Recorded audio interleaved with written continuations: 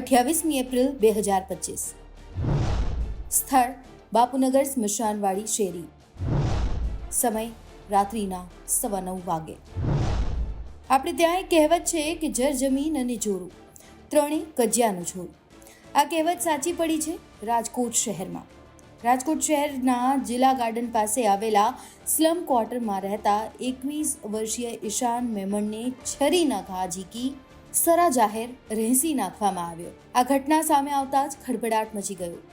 પરંતુ સવાલ એ છે કે શા માટે આ 21 વર્ષીય યુવકની સરા જાહેરમાં હત્યા કરી દેવાઈ?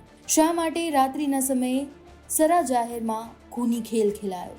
માત્ર 20 થી 21 વર્ષની ઉંમરના 3 જેટલા યુવાનો દ્વારા 21 વર્ષીય ઈશાન મેમણની છરીને ઘા ઝીકી હત્યા કરી દેવામાં આવી, તેમજ લોખંડના પાઇપ વડે માર મારી હત્યા કરાઈ.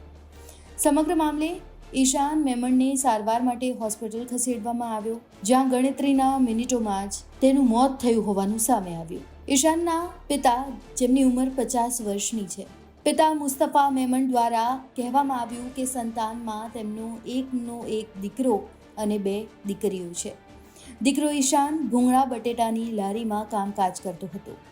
સોમવારના રોજ ઈશાન ભૂંગળા બટેટાની લારી ખાતે કામકાજ કરતો હતો ત્યારે અફઝલ જુણેજા તેને બોલાવવા માટે આવ્યો. ત્યારબાદ ઈશાને સ્મશાનવાડી શેરીમાં લઈ જતા ત્યાં અગાઉથી જ અમન ચૌહાણ તેમજ સાહિલ બંને હાજર હતા અને ત્યાં હાજર શખ્સો તેને તેનું મોબાઈલ ફોન આપવાનું કહેવા લાગ્યા. આ મોબાઈલ ફોનની બોલાચાલી ઝઘડામાં પરિણમી અને ઉગ્ર બોલાચાલી થવા લાગી. જોતજોતામાં અમન, સાહિલ અને અફઝલ દ્વારા લોખંડના પાઇપ દ્વારા માર મારવામાં આવ્યો, તેમજ અમન પાસે રહેલા છરી વડે પેટના વચ્ચેના ભાગે ઈશાનને ઘા ઝીકી દેતા લોહી લુહાણ ઈશાન થઈ ગયો. ઈશાન પોતાનો જીવ બચાવવા માટે સ્થળ પરથી ભાગી ગયો. તાત્કાલિક અસરથી ઈશાનના પિતાને જાણ થતાં રિક્ષાથી તેઓ સિવિલ હોસ્પિટલ તેને લઈ ગયા, જ્યાં તેનું મોત થયું. લોકો ખુલ્લામ મારા દીકરાની હત્યા કરી નાખી. મારો એકનો એક દીકરો છે, એના માટે મારું ઘર હાલતું હતું. મારે ઓપરેશન છે, સાહેબ મગજનું બીમારી છે. તો સરકાર પાસે અમારે એટલી જ માંગણી છે કે આવા લોકોને કડકમાં કડક સજા કરે.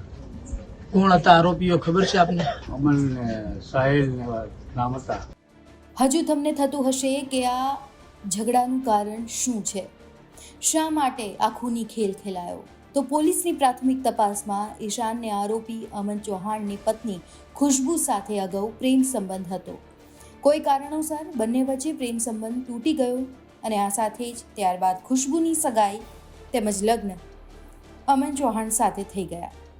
લગ્ન બાદ પણ ઈશાન ખુશ્બુ પોતાની સાથે પ્રેમ સંબંધ રાખે તે પ્રકારનું દબાણ હંમેશા કરતો, જેથી ખુશ્બુ કંટાળી ગઈ અને તેને તેની વ્યથા પોતાના પતિને કહી દીધી, જેથી અમન ચૌહાણ દ્વારા પોતાના મિત્રો સાથે ઈશાનને કાયમી માટે સબક શીખવાડવાનું નક્કી કર્યું, જે અંતર્ગત જ ખૂની ખેલ ખેલાયો.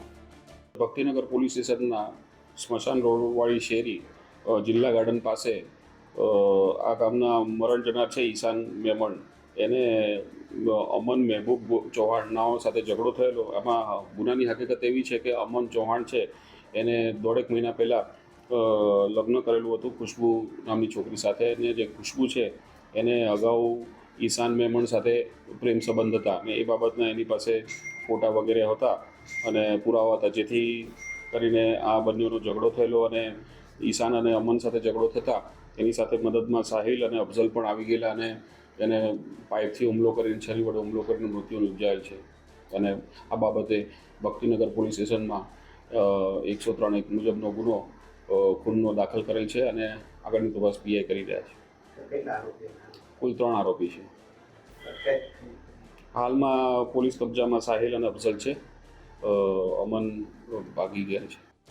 અમન ચૌહાણ અને ખુશ્બુના લગ્ન 1.5 મહિના પહેલા જ થયા હોવાનું હાલ સામે આવ્યું છે. ત્યારે હાલમાં જ લગ્ન જીવનની શરૂઆતમાં જ અમન ચૌહાણને જેલમાં સમય વિતાવવો પડશે. રાજકોટથી રોનક મજીઠિયાનો અહેવાલ, ગુજરાત તક.